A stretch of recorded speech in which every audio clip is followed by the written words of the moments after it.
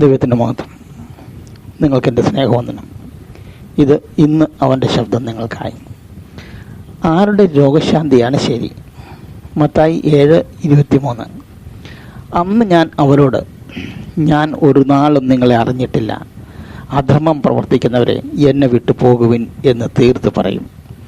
പൊതുവെ കേൾക്കുന്ന ഒരു ചോദ്യമാണ്, അവർ ഭക്തരല്ലെങ്കിൽ പിന്നെ അവരെങ്ങനെ രോഗം സൗഖ്യമാക്കുന്നു?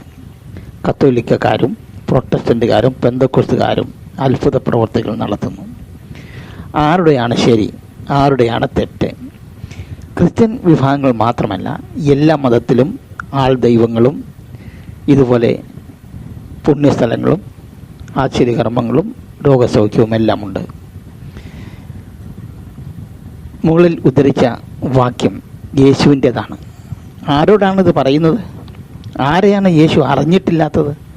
ആരാണ് അധർമ്മം പ്രവർത്തിക്കുന്നവർ? ആരോടാണ് ഇത് തീർത്തു പറയുന്നത്? മത്തായി 7:22 അതിനെല്ലാം മറുപടി പറയുന്നുണ്ട്. 21 പറയുന്നത്, കർത്താവേ കർത്താവേ എന്ന് പറയുന്നവൻ ഏവനുമല്ല, പിതാവിൻ്റെ ഇഷ്ടം ചെയ്യുന്നവനാണ് സ്വർഗരാജ്യത്തിൽ കടക്കുന്നത് എന്നാണ്.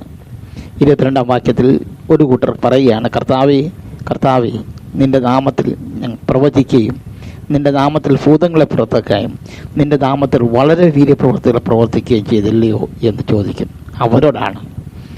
രോഗശാന്തി ആരുടെയും പാപക്ഷമയുടെയോ നീതിമാനാണെന്നതിൻ്റെയോ ഭക്തിയുടെയോ തെളിവല്ല. രോഗശാന്തി വിശുദ്ധിയാലല്ല, വിശ്വാസത്താലാണ്. രോഗശാന്തി വരമാണ്. മറ്റുള്ളവരെ സൗഖ്യമാക്കാനോ സ്വയം സൗഖ്യമാകാനോ ആണോ? എല്ലാ വരവും എല്ലാവർക്കും ലഭിക്കുകയില്ല. അത് പരിശുദ്ധാത്മാവാണ് നൽകുന്നത്. തൻ്റെ ഇഷ്ടം പോലെ പരിശുദ്ധാത്മാവ് പകർത്തു കൊടുക്കുന്നു എന്നാണ് നാം വായിക്കുന്നത്. രോഗശാന്തി തട്ടിപ്പും ബിസിനസ്സും നടത്തുന്നവർ ആരായിരുന്നാലും അവരെ യേശു അറിഞ്ഞിട്ടില്ല. ആര് തട്ടിപ്പിന് വിധേയരാകാതിരിക്കുക. രോഗശാന്തി വരം ലഭിച്ചവർ അത് ഉപയോഗിച്ച് സഭയ്ക്ക് ആത്മീയ വർധന വരുത്തുക.